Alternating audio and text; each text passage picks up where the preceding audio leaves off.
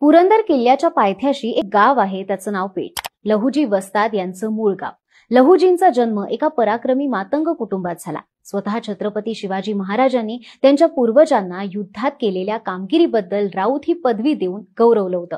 साळवे घराण्याच्या शौर्य आणि पराक्रमाची परंपरा लहुजींचे वडील राघोजी साळवे यांच्याकडे वारसा हक्काने चालत आलेली होती. असं म्हणतात, राघोजी साळवे यांनी दुसऱ्या बाजीराव पेशव्यांच्या काळात पुरंदर भागात जिवंत वाघ पकडला होता. या पराक्रमाची बातमी पेशव्यांना समजली. साळवे घराण्याचा इतिहास पेशव्यांना समजला. त्यांनीही सन्मानपूर्वक राघोजी साळवे यांची शिकारखाना आणि शस्त्रागार प्रमुख म्हणून नेमणूक केली. 1817च्या खडकीमध्ये लढल्या गेलेल्या मराठा इंग्रज युद्धात राघोजी आणि 23 वर्ष वयाचे लहुजी आपल्या मावळ्यांसोबत सामील झाले. या लढाईत आपल्या तलवारीच्या जोरावर त्यांनी बराच काळ इंग्लिश सैन्याला रोखून धरलं. या बाप लेकाचा पराक्रम पाहून इंग्लिश अधिकारी सुद्धा आश्चर्यचकित झाले होते. त्यांनी आपल्या सैन्याला राघोजींचा बंदोबस्त करायचा आदेश दिला. एका सैनिकाने नेम धरून राघोजींना गोळी मारली. राघोजींचा रणांगणावर मृत्यू झाला.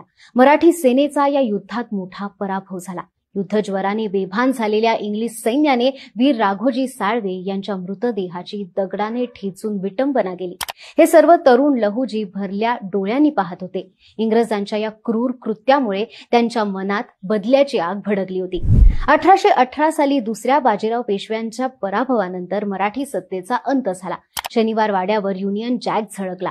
लहुजींनी आपल्या राघोजींची समाधी त्यांनी ज्या ठिकाणी देह ठेवला तिथेच उभारली आणि शपथ घेतली, जगेन तर देशासाठी, मरेन तर देशासाठी. इंग्रज सत्ता उलथवून स्वराज्य निर्मिती करण्यासाठी त्यांनी स्वतःचं आयुष्य वेचलं. त्यासाठी आयुष्यभर ब्रह्मचर्य स्वीकारलं.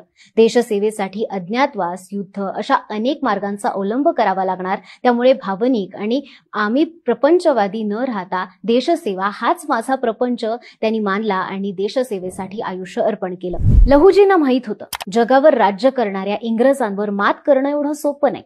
त्यासाठी जहाल क्रांतिकारकांची एक नवी पिढी निर्माण करावी लागेल.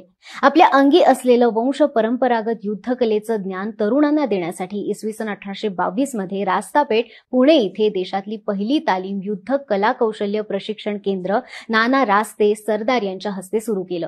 लहुजी बाबांनी ओळख वस्ताद अशी बनवली. या तालमीत सर्वच समाजातले युवक तालीम घेण्यासाठी येऊ लागले. यातच होते महात्मा ज्योतिबा फुले.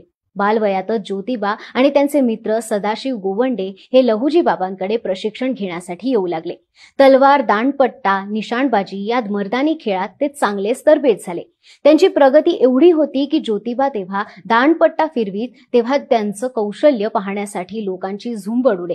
लहुजी वस्ताद यांना आपल्या या पठ्याचा खूप अभिमान होता. महात्मा ज्योतिबा फुले यांच्या शिक्षण प्रसाराच्या चळवळीच्या पाठीशी ते ठाम उभे होते. आपल्या समाज बांधवांना शिका, धीट व्हा आणि शोषणकर्त्यांना धडा शिकवा असा उपदेश ते नेहमी करत असत. ज्योतिबा आणि त्यांच्या पत्नी सावित्रीबाई यांनी सुरू केलेल्या मुलींच्या शाळेच्या पहिल्या विद्यार्थिनींमध्ये होती लहुजी वस्तादांची नातलग मुक्ता साळवे. मुक्ताचा ज्ञानोदय या मासिकामध्ये 1 मार्च 1855 ला मांग महारांच्या दुःखाविषयी निबंध प्रकाशित झाला होता. या निबंधात या 14 वर्षाच्या मुलीने मांडलेले विचार आज जवळपास 150 वर्ष होऊनही आजही समाजाला विचार करायला लावणारे आहेत. त्यांचा उल्लेख आजही आद्य दलित लेखिका असा केला जातो. त्यांच्यासारख्या अनेक मांग महार जातीतल्या मुलींना त्यांचे पालक लहुजी वस्तादांच्या शब्दाखातर फुलेंच्या शाळेत पाठवत होते. असं म्हणतात, त्या काळात पुण्यात आणि परिसरात घडलेल्या प्रत्येक क्रांतिकारी चळवळीमागे लहुजी वस्तादांचा प्रत्यक्ष किंवा अप्रत्यक्ष सहभाग होता. उमाजी नाईकांपासून वासुदेव बळवंत फडके यांच्यापर्यंत अनेकांना त्यांनी मदत केली होती. वासुदेव बळवंत फडके हे त्यांचे पट्टशिष्य होते. 1857च्या उठावावेळीही लहुजींचे शिष्य आणि सैनिक कन्हैया मांग, धर्मा मांग, नाथ्या मांग, रोदिया मांग, बाबिया मांग, यशवंत मांग यांनी भाग घेतला. 17 फेब्रुवारी 1881 रोजी संगमवाडी परिसरात एका झोपडीवजा घरामध्ये लहुजी साळवेंची प्राणज्योत मालवली आणि एका महाक्रांती पर्वाचा शेवट झाला. पण वस्तादांनी लावलेली क्रांतीची ज्योत त्यांच्या शिष्यांनी विझू दिली नाही. पुढच्या अनेक पिढ्या देशभक्तीचा हा वसा निरंतर तेवत राहिला. ही माहिती तुम्हाला कशी वाटली आम्हाला कमेंट करून नक्की सांगा आणि अशाच माहितीपर व्हिडिओसाठी बोलबिडूच्या YouTube चॅनलला सबस्क्राईब करायला विसरू नका.